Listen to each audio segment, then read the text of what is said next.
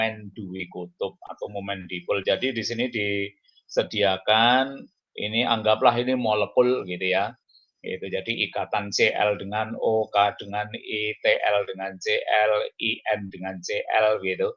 Kemudian panjang ikatan dalam Armstrong diketahui. Kemudian momen duwe kutub atau momen dipolnya dalam satuan dB diketahui.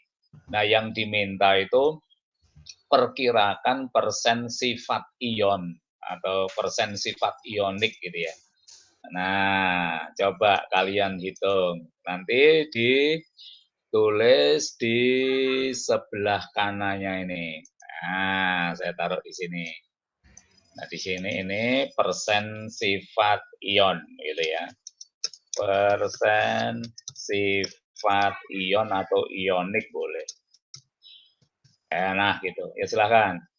Yang pertama, mungkin ada yang sudah menghitung ikatan Cl dengan O.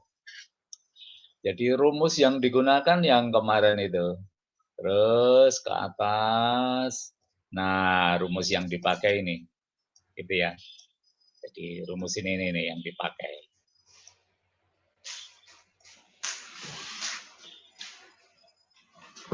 Nah, rumusnya yang dipakai rumus ini. Oke, saya taruh di atasnya.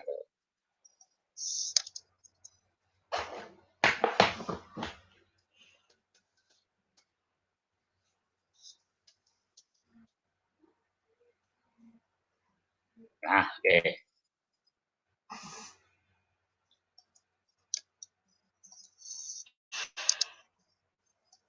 Ya, yang pertama silakan. Berapa persen?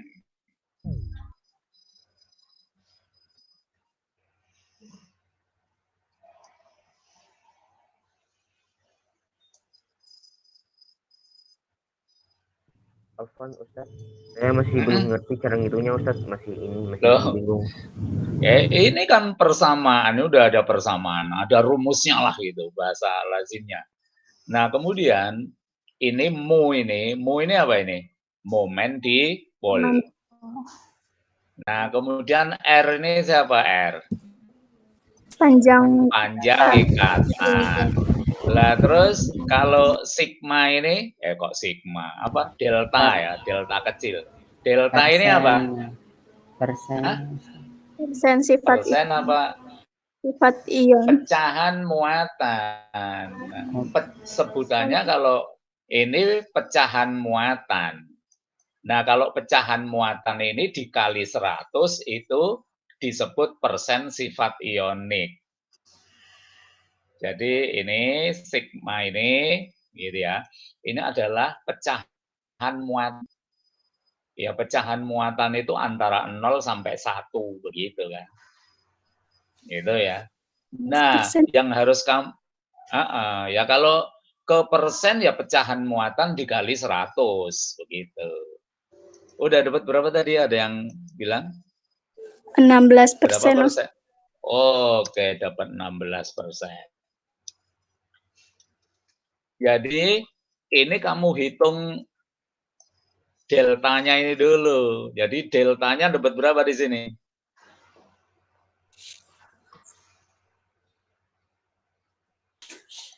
Bentar ya. Coba kalau ada yang lupa-lupa ingat itu. Nah, ini saya tambahi.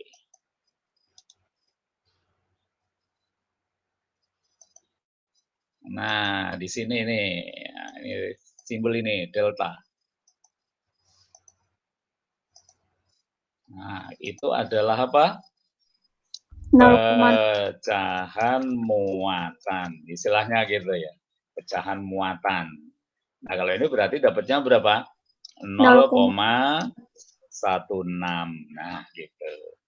Jadi, kalau menjadi persen sifat ionik, ya pecahan muatan itu dikali 100. Begitu. Oke. 0,16 dari mana Ustadz? 0,16 itu. Loh, kamu hitung ini, coba ini. Mu-nya berapa ini? Mu-nya 1,239. R-nya ini 1,573. ya sudah. Jadi dua harga ini di substitusi kebersamaan ini, maka kamu bisa menghitung itu delta ini. Oh iya, syukron Ustaz. Oke, yang ikatan KI berapa? 15,8%. Berapa ini dapatnya yang KI?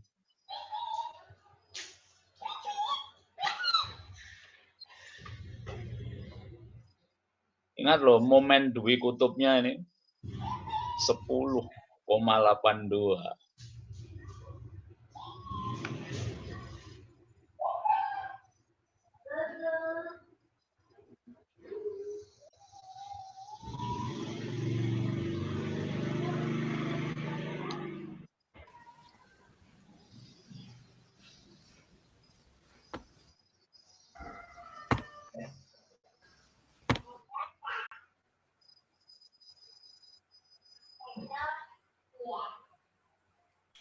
Tujuh puluh tiga.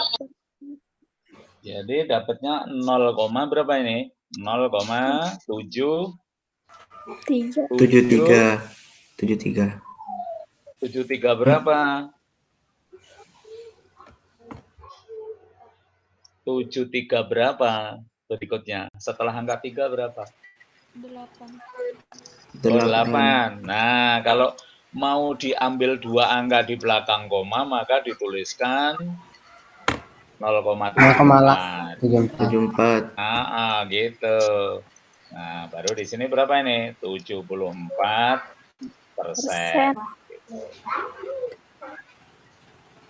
Oke, selanjutnya yang ikatan TL dengan JL berapa?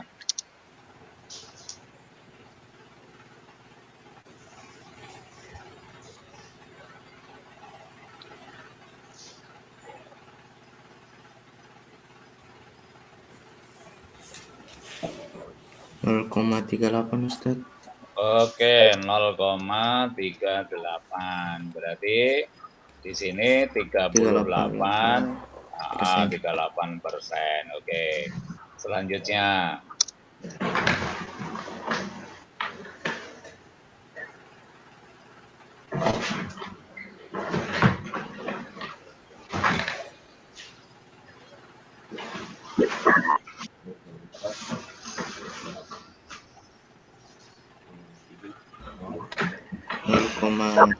tiga Ustaz. 0,33. Oke. Berarti di sini 33%.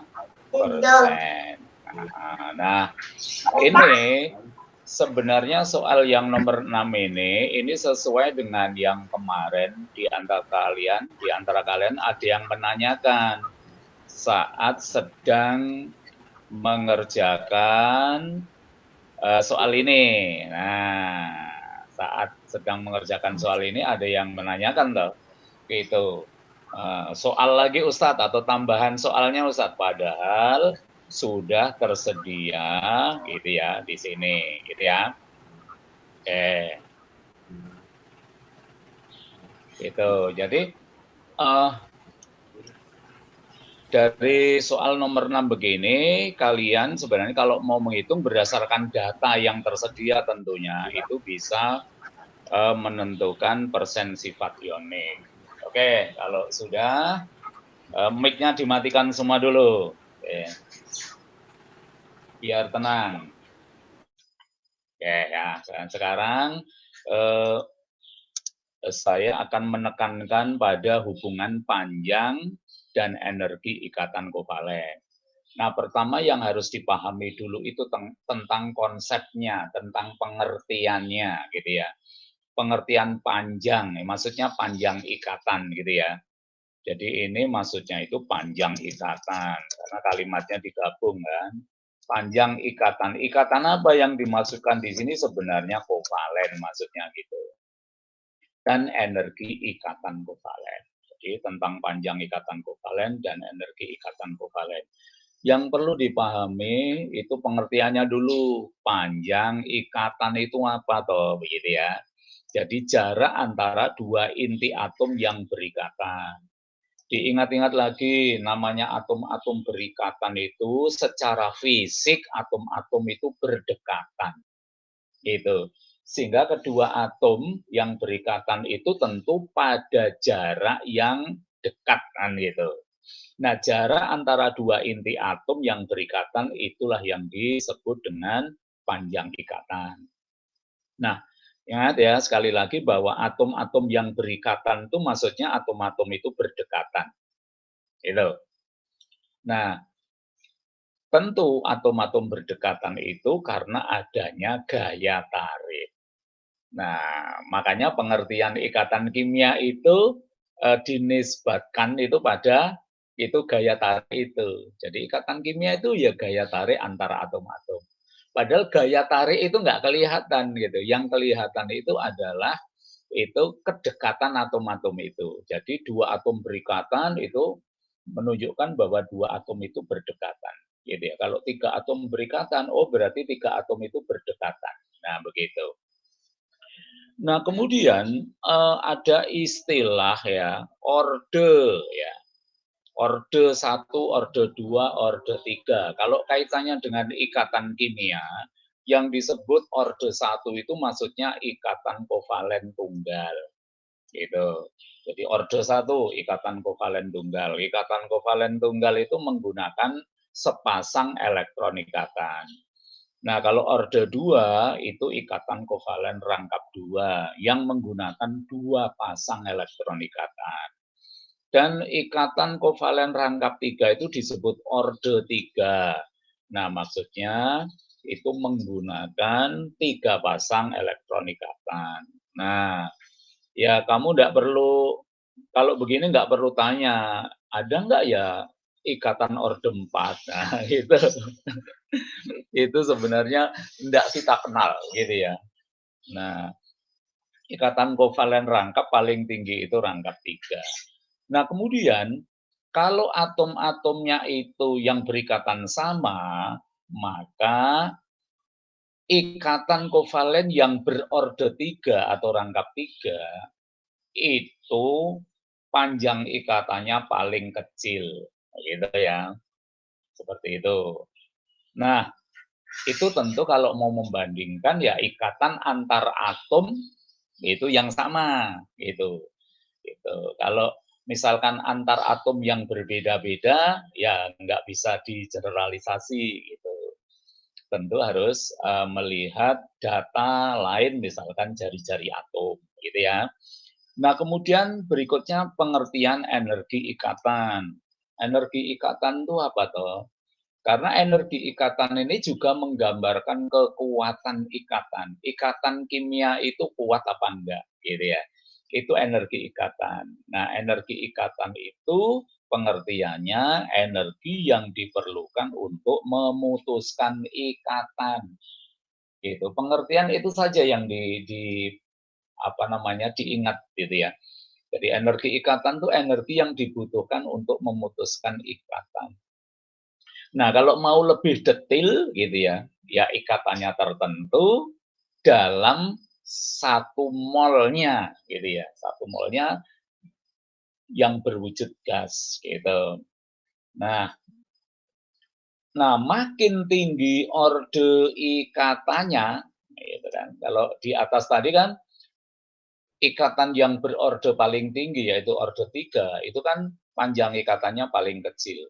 Nah, kalau dikaitkan dengan energi ikatan, maka ikatan yang ordenya itu paling tinggi, maka energi ikatannya juga paling tinggi. Gitu. Tentu itu membandingkannya ya sekali lagi itu proporsional, nggak sembarangan membandingkan, gitu ya. Nah, contoh inilah ini ya. Ini ikatan antar atom C yang sama, maksudnya kebetulan ini ya C dengan C ya. C dengan C itu ikatan kovalennya ordenya ada 3 macam, ada orde 1, 2, dan 3. Itu memang benar ada begitu. Gitu. Jadi nggak boleh mengada-ada itu misalkan O dengan O gitu, O dengan O tunggal, O dengan O rangkap 2, O dengan O rangkap 3. Nah, jangan-jangan yang O dengan O rangkap 3 itu enggak ada kan gitu. Nah, kalau C dengan C ada tunggal, ada rangkap 2, ada rangkap 3, termasuk C dengan N. Itu ada tunggal, ada rangkap 2, ada rangkap 3. Nah, kalau C dengan H misalkan, itu adanya cuma tunggal. Gitu. Kalau misalkan C dengan CL, itu sama, adanya cuma tunggal. Nah, gitu ya. Jadi ini ikatan CC ya, ada tunggal, rangkap 2, rangkap 3. Ya bisa kita lihat panjang ikatan, ini data ya. Jadi memang menunjukkan berarti Ustadz ini data sudah asli dari penelitian Loh, Ustadz. iya, betul. Misalnya kalau Jadi, ulangan Ustadz, ah, misalnya kalau ulangan kita mau cari cara mencarinya itu bagaimana Ustadz? Mau menghafal Ustadz? nah, tentu kalau ulangan itu ya, itu tentu tidak rumit-rumit gitu ya. Kalau ulangan memang dia membutuhkan data, datanya akan disediakan. Tapi kalau misalkan ulangan dia hanya menggunakan prinsip umum gitu ya, datanya berupa prinsip umum, maka tidak disediakan. Itu lihat saja nantilah ya, di bawahnya nanti kelihatan ya. Jadi jangan khawatir dulu gitu ya. Nanti kalau kamu belum sudah khawatir, waduh nanti ulangannya ini pasti sulit ini ya, enggak gitu. Ulangan tuh disesuaikan gitu ya. Jadi enggak perlu khawatir begitu. Jadi ya dari data ini memang betul-betul bahwa semakin tinggi orde ikatan gitu ya, maka panjang ikatannya semakin kecil dan energi ikatannya semakin besar. Artinya apa? Bahwa ikatan CC rangkap 3 ini atau berorde 3 ini energi ikatannya paling besar dan panjang ikatannya paling kecil. Berarti ikatan rangkap 3 CC ini paling kuat. Ya sama juga kalau kita melihat data CN ini kan, itu sama juga. Artinya secara umum itu berlaku begitu, bahwa semakin tinggi orde ikatan, panjang ikatan semakin pendek atau semakin kecil, energi ikatannya semakin besar. Nah, mungkin yang kamu khawatirkan tadi itu gitu. Sebenarnya kalau kalian melihat ini ya, HF, HCl, HBr, HI gitu. Ini ikatannya semuanya dengan H dan FCl, Br ini unsur-unsur satu golongan. Yaitu golongan halogen kan gitu. Dan unsur-unsur dalam satu golongan kalian sudah tahu prinsip umumnya atau sifat umumnya tentang jari-jari atom. Jari-jari atom F, Cl, Br, I gitu ya, dari atas ke bawah itu semakin besar. Gitu. Dan di sini juga menunjukkan begitu toh, data jari-jari panjang ikatannya juga sama semakin besar. Kan kalau jari-jari atom H karena atom H-nya sama ya sama kan. Tapi jari-jari atom F, Cl, Br, I itu dari atas ke bawah semakin besar. Gitu. Itu sifat periodik unsur dalam satu golongan. Itu. Nah, ini jari-jarinya itu bukan jari-jari, ini panjang ikatannya semakin besar. Nah, energi ikatannya itu semakin kecil. Karena apa? Panjang ikatannya semakin besar. Gitu. Ini fakta gitu ya. Fakta. Jadi generalisasi bahwa semakin panjang ikatan semakin besar, itu energi ikatannya semakin kecil atau sebaliknya. Semakin tinggi orde ikatan, itu panjang ikatannya semakin kecil, energi ikatannya semakin besar. Itu prinsip ya. Nah, sekarang saya kasih contoh begini, tapi udah saya jawab yang satu ini ya. Pada ion atau molekul berikut, tentukan yang memiliki ikatan OO paling pendek. Berikan alasan. Nah, ini sebenarnya soalnya begitu. Ini adalah soal aslinya berbahasa Inggris ini. Soal aslinya berbahasa Inggris dari seleksi Olimpiade Sains di Amerika. Nah, tapi berikan alasan ini tidak ada, gitu ya. Hanya pada ion atau molekul berikut, tentukan yang memiliki ikatan OO paling pendek. Nah, Jadi O2 atau O22 min berarti ion ini atau O3 atau H2O min. Nah, kalau ini saya tambahi berikan alasannya karena soal ini saya ubah menjadi soal esai kan, gitu. Kalau tidak saya minta berikan alasan kan kamu tinggal milih saja nanti, milih O3 misalkan, nah gitu. Nah, oleh karena itu untuk menjawab ini langkah yang harus dilakukan apa coba kira-kira? Jari-jari. Jari-jari. Jari Ustaz. Atau Hah? Jari-jari? menghitung. Nah, sebenarnya enggak begitu.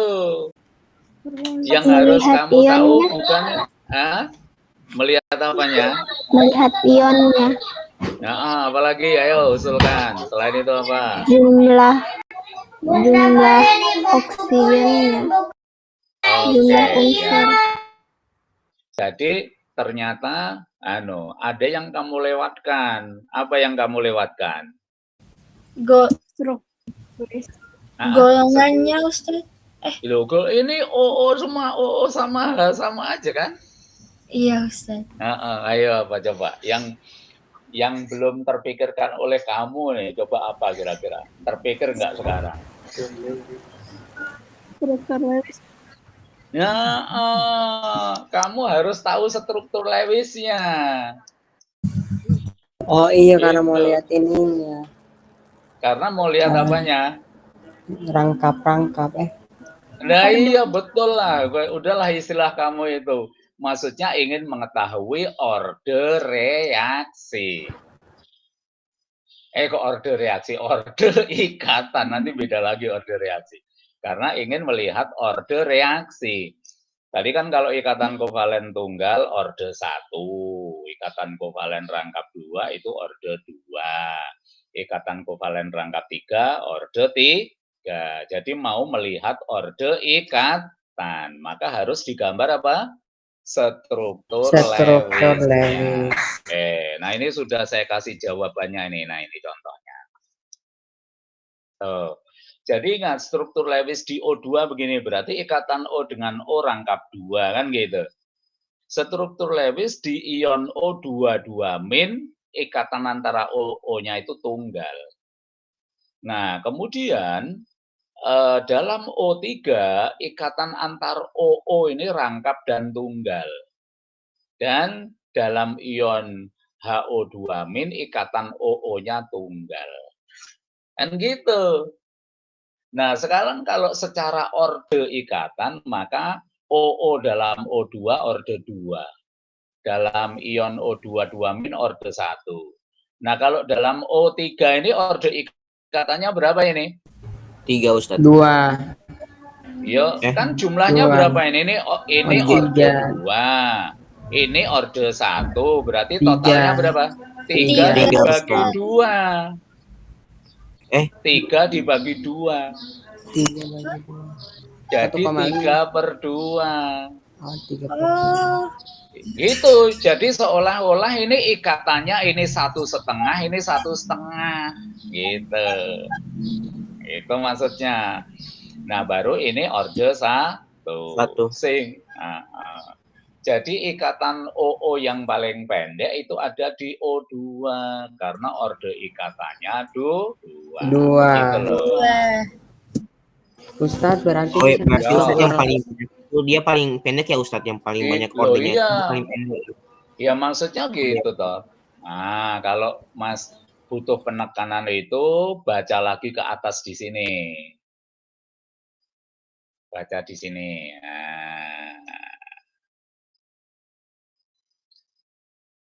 Jadi ikatan kovalen tunggal orde 1 ya lebih panjang daripada ikatan kovalen rangkap 2. Ini generalisasi ini berdasarkan data. Ya contoh datanya tadi ini kan. Nih, kovalen tunggal rangkap 2, rangkap 3. Panjang ikatannya yang paling pendek itu yang rangkap 3. Kan gitu. Nah, jadi itu jadi generalisasi tuh. Oh, jadi ikatan OO yang paling pendek itu ya. Itu OO dalam O2. gitu ya. Kalau ditanya ini, tentukan yang memiliki ikatan OO paling panjang, jawabannya apa? Yang Ini Ustaz, ini yang O2 D nya. HO. Ya mestinya kamu nggak usah jawab kalau itu. Dan itu nggak mungkin ditanyakan. Oh, iya. Nah gitu loh, maksudnya itu. Jadi orang membuat soal itu ya nggak asal-asal gitu. Jadi ini kalau saya ubah dikit nih, yang paling panjang, yang nggak ada jawabannya, malah bikin bingung dong. Gitu. Karena apa? Yang orde 1 di sini ada 2 kan? Gitu. Iya. Nah, gitu. Jadi ini Ustaz, cocoknya apa? Silakan. soal begini kalau di Amerika dia tingkatan apa Ustaz? Tingkatan apa dia kalau di Amerika Loh, Ustaz? ya sama kayak kamu anak SMA gitu, high Oh, school. SMA ya Ustaz. Iya. Baik, Ustaz. Itu. Banyak tuh soalnya di internet itu. Dengan begini kan kamu kenal kan gitu. Jadi ya nggak usah berharap kalau sekolah di SMA biasa, apalagi di kampung itu kamu belajar begini. Ya kayak di Cendekia ini kan di kampung, ya dikenalkan begini, biar nggak kelihatan kuper banget. Oke, berikutnya. Nah, kalau gini nih, nomor 2, ayo.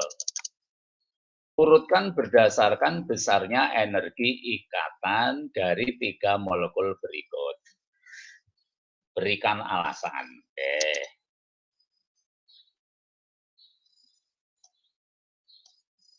Ustaz, energi ikatan tadi dihitung dari apa Ustaz? Kenapa?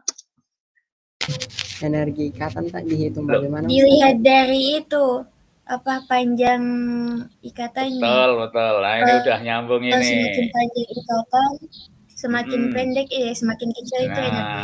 Nah, kalau begini ini, gitu ya, kamu mesti ingat ini. Ingat ya, ingat ikatan N dengan N. N dengan N itu ikatannya rangkap berapa? Ini Ustaz, rangka. Ayo Tunggu berapa? digambar dulu Ustaz. Kemarin gambar struktur Lewis juga kok. Ikatan Rangkap rangkap berapa? Rangkap satu. Gimana kok rangkap 1? N 6 1 2 3 4 5. 2 Ustaz, 2. 2 gimana? 1 Ustaz, rangkap 1 Ustaz. Enak rangkap 1. Allah Ustaz. Ada rangkap 1 ya aneh Rangkap banget. 3. Tunggal kalau 1 itu.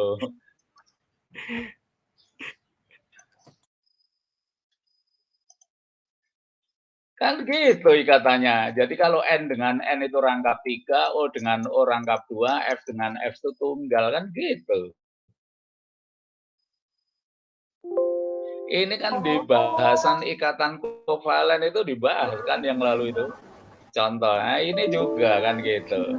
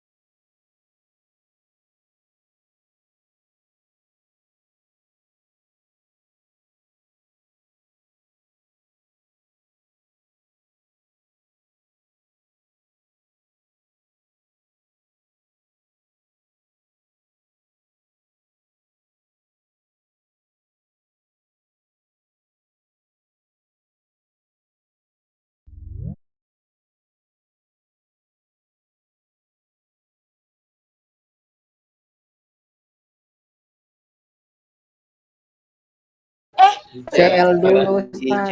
Kira-kira siapa? ICL. ICL. Oke, ini ya. Nah, ini. CL dulu. Nah, jadi ini maksudnya ya ikatan I dengan CL. Nah, terus apa lagi? R2, Iya. CL2 atau BR2? BR2. Iya. BR2 Ustaz. BR2. Dari yang Nah, terbesar. gitu ya. Jadi ini maksudnya ya BR dengan BR, ikatannya begitu. Kamu membayangkannya seperti ini maksudnya, BR dengan BR. Nah, kalau ini ikatan CL dengan CL, maksudnya dalam molekul CL2, begitu. Nah, itu kalau digambarkan. Nah, yang jadi alasannya apa alasannya? Yang itu yang ikat. Jari ikatan, jari-jarinya. Jari apa? Jari apa ini? Molekul atom. Jari-jari atom. Bukan jari-jari molekul. Kalau molekul mungkin cocoknya panjang ikatan. Jari-jari atomnya. Jari-jari atomnya siapa yang paling besar? Yo, terus siapa? BR. BR. Terus siapa? CL. CL. Iya. Kan gitu kan? Oh yes. Gitu. Jadi jari-jarinya paling besar kan? CL paling kecil. Karena ini unsur satu golongan. Oh Kalau iya. kalau dari atasnya kan CLBRI begitu. Kalau golongan 7A itu FCLBRI. Nah, paling bawah itu AT kan. Astatin itu unsur radioaktif. Itu jarang diikutkan dalam pembicaraan ini. Oke, sampai sini ada yang ditanyakan mungkin?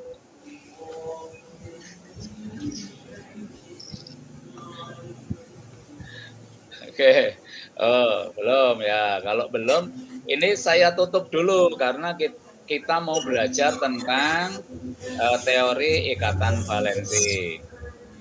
Oke, mic-nya dimatikan dulu semua.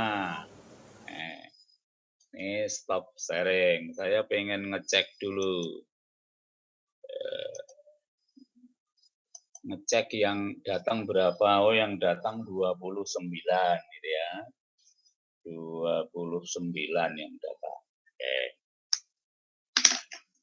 Ingat loh, saya tidak ngecek satu-satu loh ya.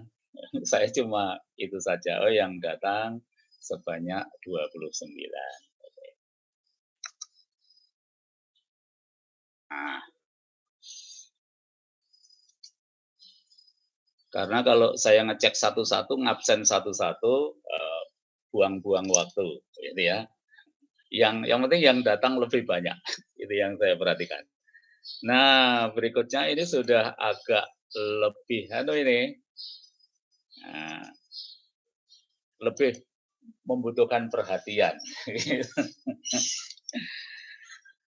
Kayak, nah, sebelum membicarakan tentang pengantar ya teori ikatan valensi, gitu, ya. Nah, ini saya ingatkan dulu tentang bentuk penggambaran dari orbital ya. Jadi ada orbital S. Jadi orbital S itu digambarkan begini ya. Jadi kalau orbital 1S dengan 2S itu kan berbeda kulit gitu ya. Kalau 1S itu di kulit pertama, kalau 2S di kulit kedua. Sehingga ukurannya itu ya semakin besar. Jadi 3S ya lebih besar lagi kan gitu. 4S lebih besar lagi. Nah, kemudian yang berikutnya tentang orbital P dan D. Nah, ingat ini P ini sudah digabung ini, PX, PY, PZ. Tapi kalau mau dipisah begini nih, PX, PY, PZ. PX, PY, PZ itu kalau digabung ya ini tadi, ini jadi satu kesatuan. Nah ini orbital D ya. Ya, jadi D yang sebanyak 5 orbital itu kalau digabung itu jadi begini. Gitu. Jadi ini harus diperhatikan dulu. Kalau ini orbital S, ini PX, PY, PZ. Nah, kalau misalkan dalam suatu atom itu coba digabung gitu ya. Digabung inti atomnya di tengah. Jadi kalau S digabung dengan PX, PY, PZ, ya gambarnya kira-kira kayak gini. Gitu kan. Emang agak sulit dibayangkan, tapi itu merupakan bangun ruang kan gitu ya. Oke, jadi diingat-ingat itu tentang bentuk orbital. Nah, sekarang masuk ke sini. Teori ikatan valensi. Oke, mic-nya dimatikan dulu. Mungkin saya kira-kira sekitar 20 menit aja, Pak. Gitu. Nah, teori ikatan valensi. Ada istilah tumpang tindih orbital. Ya kalau atom itu sendiri tidak berikatan, itu sebutannya atom bebas, maka atom itu memiliki orbital atom. Nah, orbital itu katakanlah tempat elektron berada. Gitu, karena orbital itu ruangannya dari elektron.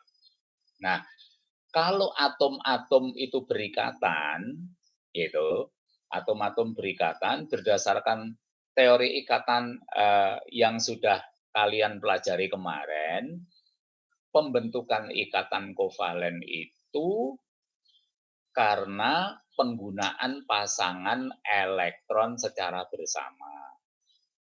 Jadi masing-masing atom yang berikatan itu menyediakan elektronnya untuk membentuk pasangan elektron. Masing-masing elektron yang dipasangkan itu kan berada pada orbital dari masing-masing atom. Nah, oleh karena itu dalam pembentukan ikatan kovalen itu tadi terjadi namanya tumpang tindih orbital dari masing-masing atom. Itu. Nah, misalkan dibayangkanlah ikatan antara atom H dengan F, gitu ya. Atom H dengan F.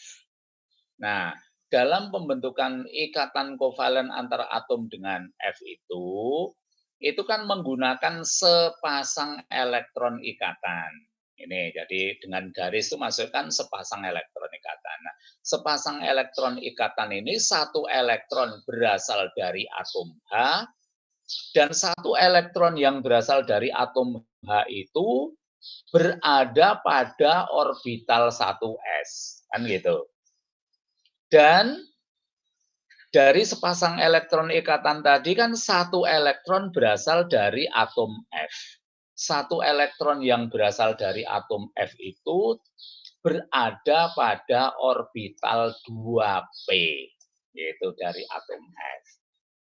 Nah, oleh karena itu, dalam pembentukan ikatan antara atom H dengan F itu, satu elektron itu dari orbital 1s-nya atom H, ini digambarkan begini. Kemudian satu elektron itu berasal dari orbital 2p dari atom F, digambarkan begini. Itu. Nah, sehingga terjadi tumpang tindih ini. Ini tumpang tindih orbital S dari atom H, ini orbital P dari atom F.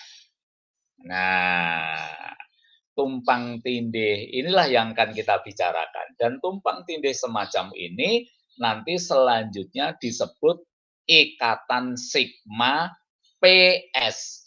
PS itu maksudnya apa? Elektronnya dari orbital S dan orbital P. Nah, gitu. Jadi ini tumpang tindih orbital S dari atom H dan orbital P dari atom F. Nah, ikatan begini nanti selanjutnya disebut ikatan sigma, gitu. Nah, berikutnya ke sini. Lantas ikatan sigma itu apa, gitu ya?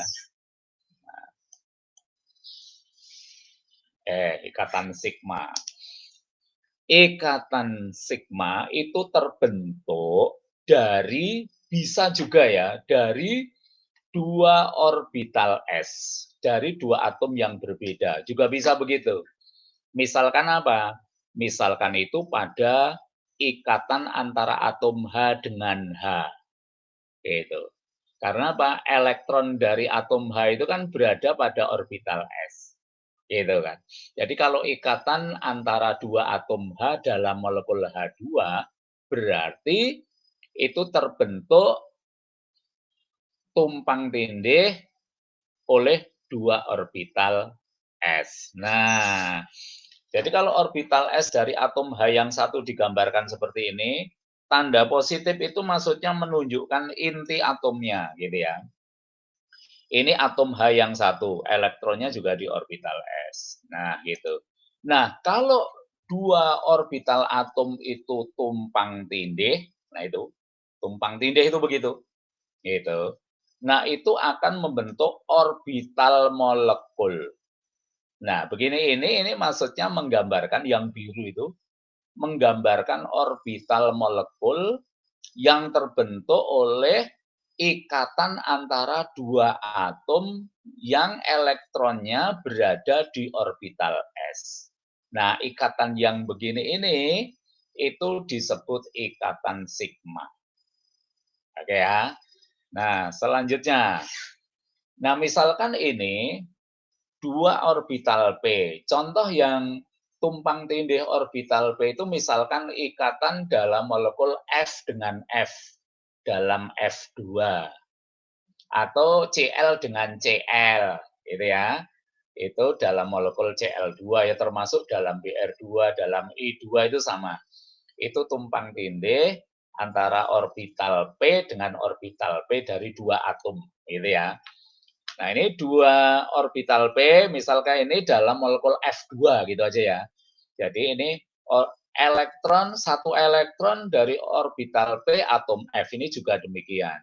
Nah, kalau dua orbital P dari dua atom yang berbeda ini tumpang tindih dalam rangka pembentukan ikatan kimia, gitu ya, maka ini akan tumpang tindih, gitu. Tumpang tindih. Nah, itu namanya tumpang tindih, gitu. Jadi di sini ini ada sepasang elektron yang berasal dari masing-masing atom yang berikatan. Tadi saya contohkan adalah dalam molekul F2. Nah, begitu. Inilah namanya orbital, itu molekulnya. Hasil gabungan dari itu dua orbital P. Nah, ikatan begini ini juga disebut ikatan sigma. Gitu. Nah, coba kalau Anda perhatikan. Ini bertemunya adalah kepala dengan kepala, gitu ya. Kepala dengan kepala, gitu ya. Itu ikatan sigma.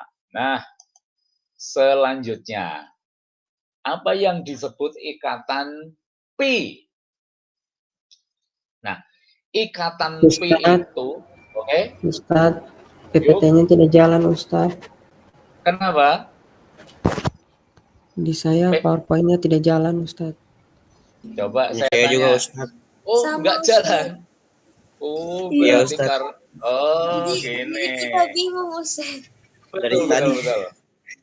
Iya, pasti itu berarti sama semua ini kalau enggak jalan. Karena apa, ini pakai PPT itu memang kalau enggak di apa namanya, di slideshow itu enggak apa namanya, enggak kelihatan jalan. Oke. Kalau begini kelihatan. Itu toh. Iya, Jalan. Ustadz. Kalau ini jalan enggak ini? Ini jalan enggak? Ada, Ustadz. Oh iya, berarti memang betul ini sama. Jadi enggak bisa itu di Belum. apa namanya, slideshow itu enggak bisa. Gitu. Ya nanti ini insya Allah nih PPT-nya saya masukkan di bahan ajar. Insya Allah nanti kalau nggak lupa. Mudah-mudahan enggak. Oke ya. Jadi ini ikatan sigma, saya kembali ke awal. Ini dua orbital s, misalkan ini pada molekul H2 ya. Misalkan kalau di molekul H2 itu kan H berikatan dengan H gitu maksudnya. Nah, sepasang elektron ikatan itu kan berasal dari satu dari atom H yang satu, satunya dari atom H yang satu. Nah, masing-masing elektron itu berada di orbital S, kan gitu. Nah, kalau dua atom H itu berikatan, maka dua orbital S dari masing-masing atom H itu tumpang tindih. Nah, maka bentuk tumpang tindihnya ini, itu ya. Nah, nanti gambarnya kayak apa sebenarnya, itu nanti lihat di slide-nya saja ini. Karena ini kalau di gambar yang udah slideshow-nya itu gambarnya. Nah, kalau gini kelihatan enggak? Tidak, Ustadz. Bagaimana ya. Ustadz? Ya, sudah. Oke, jadi ini dua orbital S itu bergabung membentuk orbital molekul. Nah, ikatannya disebut ikatan sigma. Oke, selanjutnya yang ikatan sigma antara dua orbital P. Nah, misalkan ini pada molekul itu F2. Pada molekul F2, molekul Cl2, molekul Br2 gitu. Itu kan ikatan antara F dengan F, Cl dengan Cl. Nah, elektron yang digunakan untuk membentuk pasangan elektron ikatan itu berasal dari orbital P. Nah, orbital P kan gambarnya seperti ini modelnya, bentuk ruangnya. Nah, maka bila dua atom F itu berikatan, maka satu elektron dari masing-masing atom F yang berada di orbital P itu tumpang tindih. Jadi tumpang tindihnya semacam ini. Itu kan. Jadi dua orbital ini mendekat sehingga apa?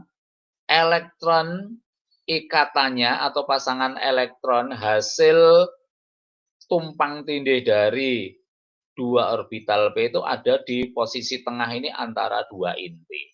Itu juga disebut ikatan sigma. Nah, berikutnya itu ada yang disebut ikatan P. Nah, ikatan P ini sebenarnya ikatan kovalen yang rangkap. Baik rangkap 2 atau rangkap 3.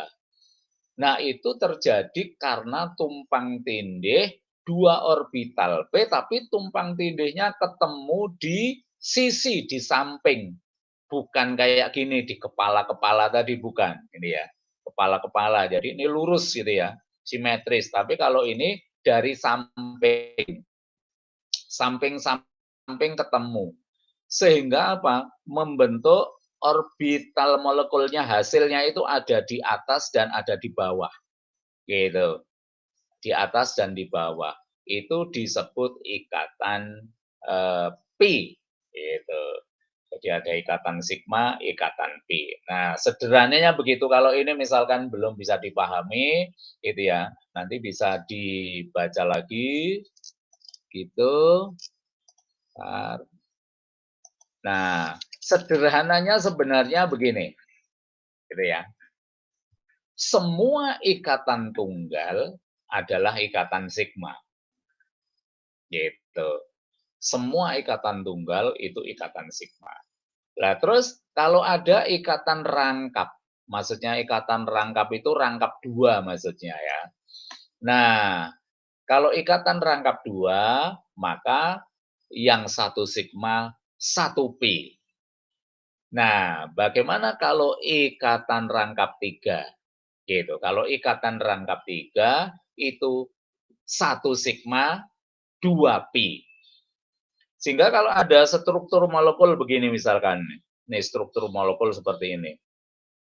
Kemudian ditanya, ikatan sigmanya yang mana? Gitu. Yang tunggal-tunggal ini semua ikatan sigma. Kemudian yang rangkap 2 ini 1 sigma, 1 Pi.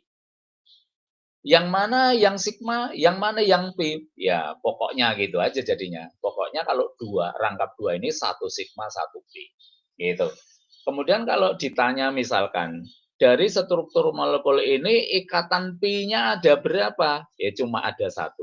Ikatan sigmanya berapa? Semua ikatan tunggal ini ada berapa ini? 1, 2, 3, 4, 5, 6, tambah 1 ini.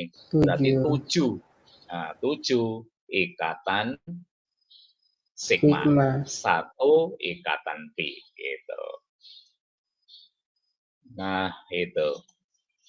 Ya, emang itu salah satu kendalanya itu kalau daring ada satu keterbatasan memang ya. Oke, sampai sini ada yang ditanyakan barangkali?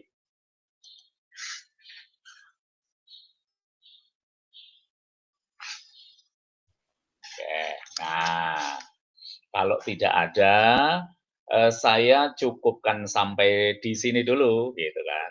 Jadi saya cukupkan karena saya tidak akan mungkin meneruskan ke ini, ke hibridisasi. Karena kalau mau meneruskan ke sini, saya yakin kamu akan sulit menangkapnya. Gitu. Nah, oke, silakan waktunya digunakan untuk belajar. Tapi saya juga sebenarnya bisa kembali ke sini.